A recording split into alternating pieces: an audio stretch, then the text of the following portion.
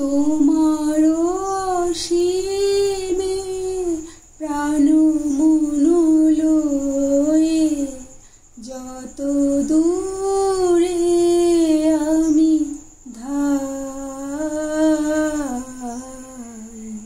কোথাও দুঃখ কোথাও মৃত্যু কোথাও বিচ্ছেদ নাই,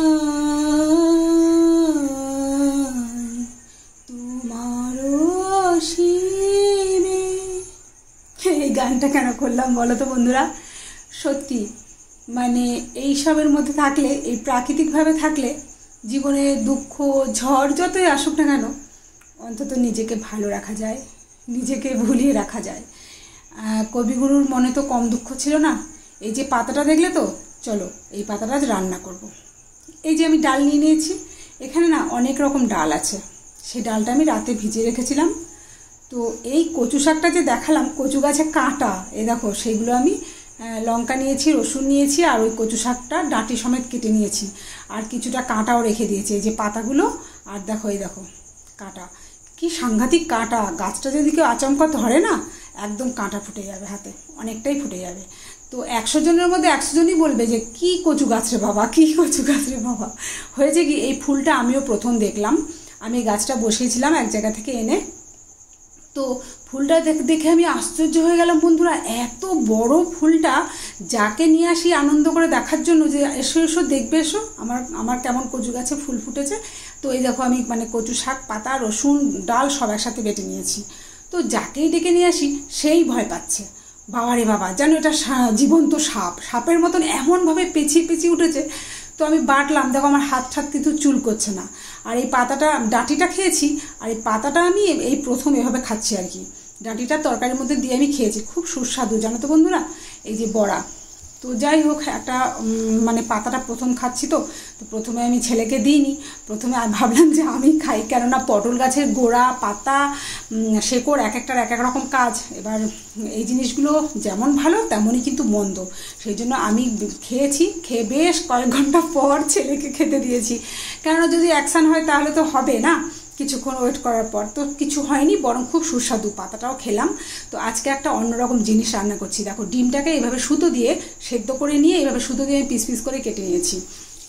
কচু দিয়ে ডিম রান্না করব, কচুর গাঁঠি দিয়ে। মানে প্রথার বাইরে জানো তো বন্ধুরা, প্রথার বাইরে যেতে চাই আমি। সবাই এই প্রথাগতভাবে চলে, আর এত কুসংস্কার মানুষের মধ্যে কি বলবো। জিরে আর রাঁধুনি ফোড়ন দিচ্ছি, দেখো কত হালকা করে রান্না করছি। কচুর গাঁঠি সাধারণত আমরা চিংড়ি মাছ কিংবা যে কোনো মাছ দিয়ে করি, অবশ্যই সেটা ভালো লাগে। ইলিশ মাছ দিয়ে করলেও ভালো লাগে, মাথা দিয়ে করলেও ভালো লাগে, যাই হোক ভালো লাগে। কিন্তু আজকে মাছ ছাড়া ডিম দিয়ে করব। ওই যে বললাম প্রথার বাইরে বেরোতে চাই আমি। প্রথা, অন্ধকার, কুসংস্কার এগুলো না অনেক সময় অনেক কিছু বলতে পারি না। চারিদিকটা দেখি কত অন্ধকারের মানে মধ্যে আবদ্ধ মানুষ, মন কত সংকীর্ণ। আমি সমস্ত সংকীর্ণতা এড়িয়ে আমি নিজেকে রাখতে চাই, তো সেই কারণে আমি এগুলো করে থাকি। হ্যাঁ, অনেক বন্ধুরা হয়তো পাগলামও বলতে পারো, কিন্তু সে যে যাই বলুক না কেন, আমি একটু প্রথার বাইরে বেরোতে চাই, আর সেভাবে আমি চেষ্টা করি। আরেকটা কি, একটু ওলট পালট এটা সেটা নিয়ে যদি এক্সপেরিমেন্ট করা হয়, তাহলে কি হয় বলো তো, মনটা ভালো থাকে, সবচেয়ে বড় কথা এটা। আর আমার তো উদ্দেশ্য একটাই, আমি নিজেকে কিভাবে ভালো রাখবো, আমার মনটাকে আমি কিভাবে ভালো রাখবো। দেখো না কোথায় কোথায় চলে যাই। ওই যে রবি ঠাকুর বলেছেন না, যে তোমারও অসীমে প্রাণমন লয়ে যদি যাওয়া যায়, তাহলে দেখবে কোথাও বিচ্ছেদ, কোথাও দুঃখ, কোথাও মৃত্যু তুমি খুঁজে পাবে না, মন ভালো থাকবে। রবি ঠাকুরের কথাই ভাবো না বন্ধুরা। এই যে পাশে একটু ধনিয়া আর জিরে ভেজে নিয়েছে, এটা গুঁড়ো করে নেবো।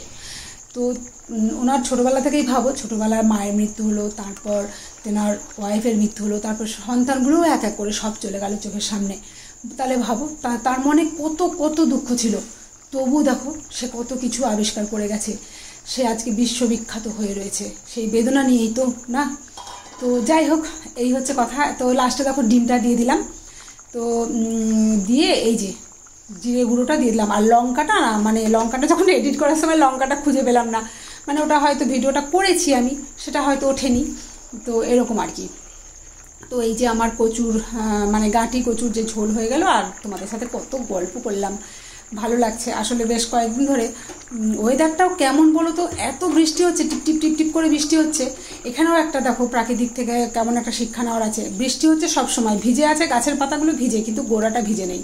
মানুষের মধ্যেও তাই হয়, ওপর থেকে দেখা যায় যে সত্যি তো এত বৃষ্টি পড়ছে, এত কিছু করছে, গাছে বোধহয় জল লাগবে না।